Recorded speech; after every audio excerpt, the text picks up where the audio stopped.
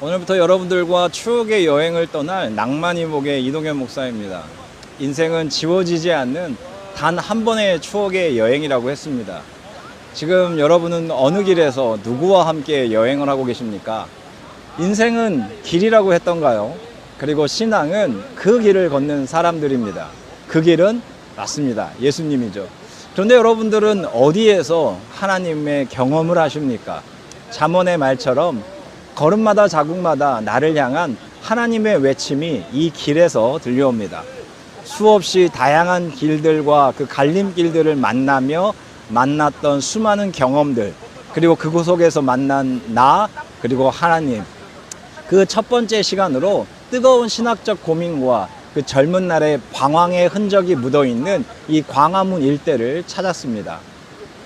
젊은 시절 까닭없이 학교를 나와 서대문 사거리를 거쳐 경향신문이 있는 정동 빌딩을 지나 펼쳐지는 이 정동길, 낯선 대사관들, 그리고 이화여고, 정동극장, 그리고 정동 제1교회를 거쳐 이 덕수궁 돌담길, 이곳에 오면 왠지 푸근한 마음에 잠시 멈추어 사색을 했던 시간들이 있습니다. 이곳은 저의 놀이터였습니다.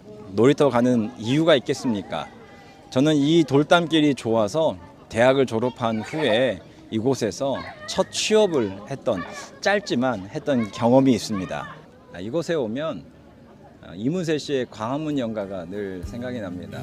이젠 모두 세월 따라 흔적 없이 변해가지만 이 덕수궁 돌담길엔 아직 남아있어요.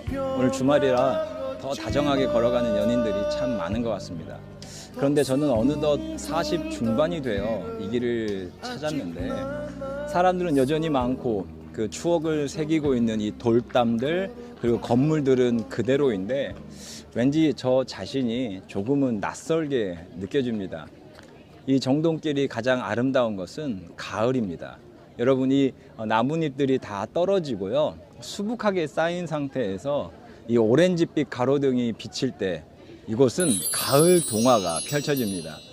대학 그 방송국 시절에 이곳에 와서 방송제 영상을 찍었던 기억들이 있는데, 제가 모태 솔로였던 시간에는요, 이곳이 여러분들 혹시 아시나요? 연인들이 함께 돌담길을 걸으면 헤어진다는 미신 아닌 미신이 있었는데, 저의 그 마음을 담아 헤어져라 헤어져라 외쳤던 시간들도 있지만, 또 언젠가 제가 사랑하는 이와 이곳에 왔을 때는 미신 타파 하면서 외쳤던 시간들이 있습니다.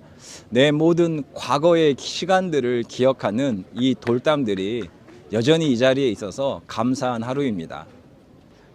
여러분들이 보고 계시는 이 정동교회는 저의 신학과 철학의 시작점입니다.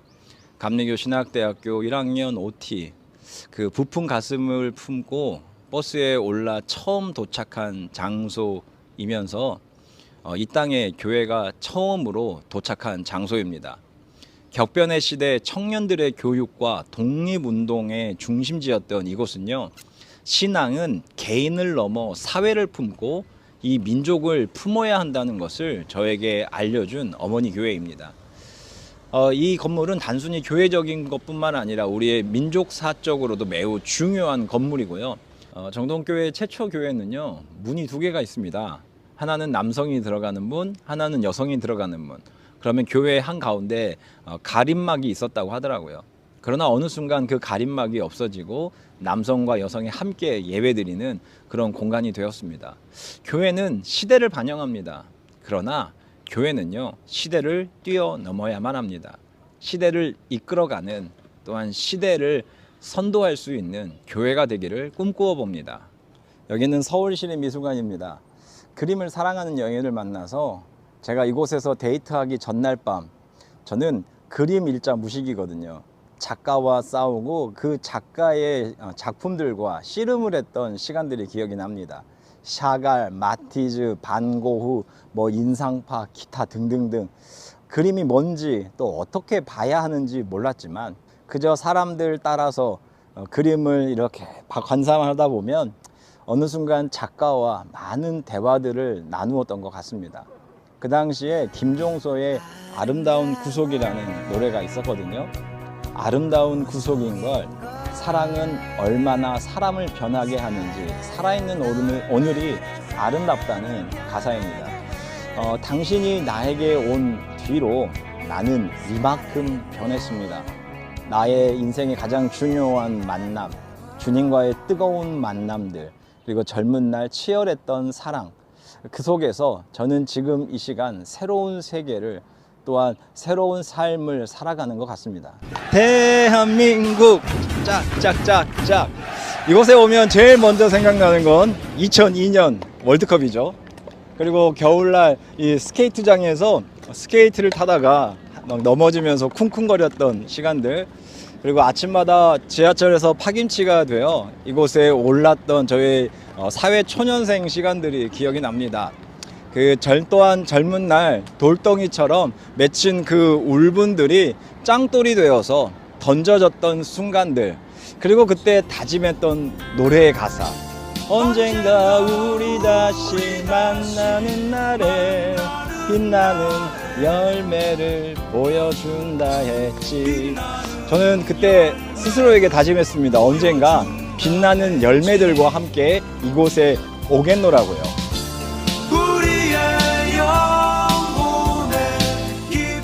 저는 오늘 이곳에 저의 사랑하는 열매들과 함께 왔습니다. 코로나로 인해서 우리는 골방에 갇혀 있지만 다시금 이 광장을 이 귀한 아이들의 함성으로 채울 수 있기를 바라며 이곳에 왔습니다. 여러분, 이현승 시인의 그림의 산책이라는 시가 있는데요. 우리 아이들과 함께 읽으려고 합니다. 아빠, 구름은 어떻게 울어? 나는 구름처럼 우르릉 우르릉 꽝 얼굴을 붉히며, 아빠, 우리는 어떻게 울어? 나는 오리처럼 꽥꽥 냄새나고, 아빠, 돼지는 어떻게 울어? 나는 돼지처럼 꿀꿀 배가 고파. 아빠, 젖소는 어떻게 울어? 나는 젖소처럼 음메 가슴이 울렁거린다. 아빠, 기러기는 어떻게 울어? 나는 기러기처럼 두 팔을 벌리고 끼럭끼럭. 아빠, 그냥 돌멩이는? 갑자기 돌멩이를 삼킨 듯 울컥해졌다. 소리 없이 울고 싶어졌다. 오늘도 이곳에서 던져진 그 수많은 돌멩이들을 가슴에 담고 저의 삶의 현장으로 들어가겠습니다. 하나, 둘, 셋.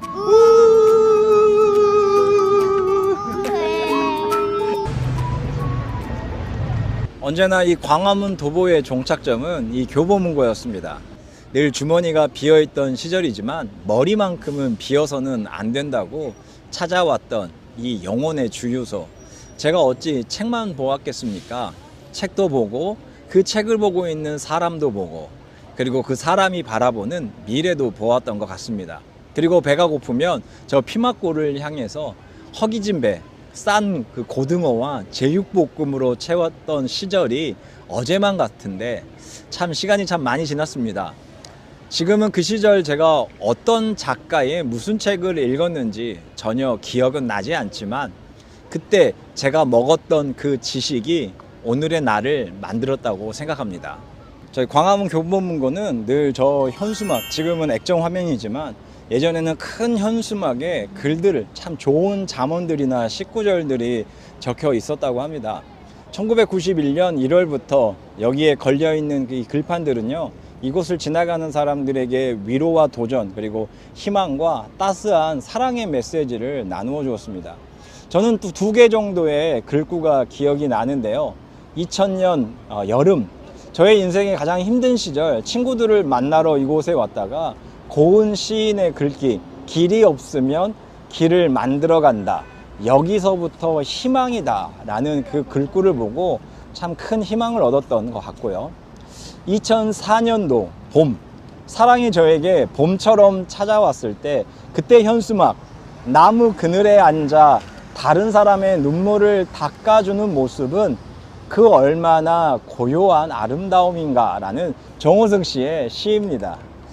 그때 정말 이 시처럼 저의 사랑은요 그렇게 다가왔습니다. 비가 많이 오는 날 경복궁 안에서 제 아내의 무릎 위에 머리를 대고 들었던 엘리 비젤의 흑야, 제 청춘의 포로 수용소에 문이 열리고 이동현, 석방, 그렇게 우리는 일이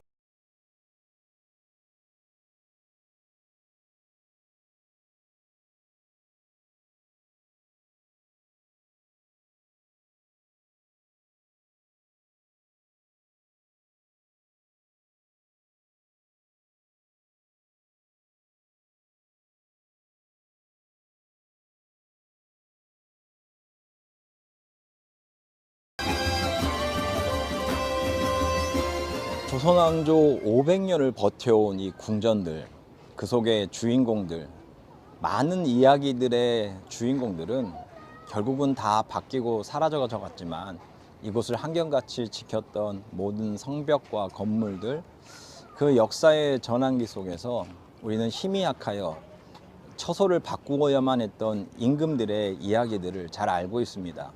경복궁, 그 가장 큰 복을 나누어야 하는 그 경복궁에서 이 덕수궁으로 옮겨야만 했던 고종, 그리고 우리의 역사의 암흑기, 광화문, 임금의 큰 복을 만방에 나누어야 한다는 그 문이 사라지고 조선 총독부가 생기면서 우리는 35년 동안 큰 아픔 가운데 있었습니다. 그뿐만이 아니라 이곳에서 전쟁과 또한 회복 가운데, 그 어둠에서 광명이 이루어지는 가운데 이곳에는 그 역사를 품고 있는 다양한 건물들과 길들이 우리를 역사 앞으로 이끌어가고 있습니다. 그곳에서 우리는 한 사람을 만나게 됩니다. 오늘 이 자리에 다시 서고 보니까 우리 민족과 제 자신이 마치 키 작은 삭개오처럼 여겨집니다. 유난히 키가 작아. 그런데 키가 작기 때문에 나는 왜 이거밖에 안 되지? 왜 나는 이렇게 어려운 생활들을 보내야만 했지? 라면서 더 마음의 키가 작아져 버린 삭개오. 그는 예수님 앞에 감히 나갈 수가 없었습니다. 그때 그 눈앞에 길가의 돌 무화과 나무, 얼마나 보잘것없는 나무이면 돌 무화과라고 하겠습니까? 그런데 여러분, 그곳에서 예수님을 바라볼 때 예수님은요, 돌 무화과 나무 위에 있는 삭개오를 바라보았습니다. 저의 젊은 시절 저는 늘 삭개오였습니다. 키도 작았을 뿐만 아니라 저 자신을 향해서도 매우 작았던 이동현. 그런데 어느 순간 그 길가에서 예수님이 저에게 찾아와 말씀하셨습니다. 동현아, 어서 내려오너라. 오늘은 내가 너의 집에 또한 너와 함께 머물러야겠다. 그 음성이 이 길가에서 들려왔던 것 같습니다. 김지아 시인의 시 무화과는 이렇게 말합니다. 이봐, 내겐 꽃 시절이 없었어. 꽃 없이 바로 열매 맺는 게 무화과 아닌가? 어떤가? 라는 그 식구가 떠오릅니다. 체류탄 범벅이 되어 울면서 친구는 이렇게 말을 하죠. 이것 봐, 열매 속에서 속꽃 피는 게 그게 바로 무화과 아닌가? 어떤가? 라고 묻습니다. 어쩜 저는 화려한 꽃으로 피어 수많은 생명이 깃드는 그런 열매를 만든 사람은 아닌 것 같습니다. 하지만 보여지지 않은 열매 속으로 꽃을 피는 세상에서 가장 오래된 과일나무 무화과처럼 저는 이 길에서 하나님께서 저에게 기회를 주신다면 지금 이 시간 키가 너무 작아 도저히 예수님을 만날 수 없는, 자신의 그 소리를 함성을 지를 수 없는 사람들의 올라가서 함성을 지를 수 있는 그 돌 무화과 나무와 같은 인생을 꿈꾸어 봅니다.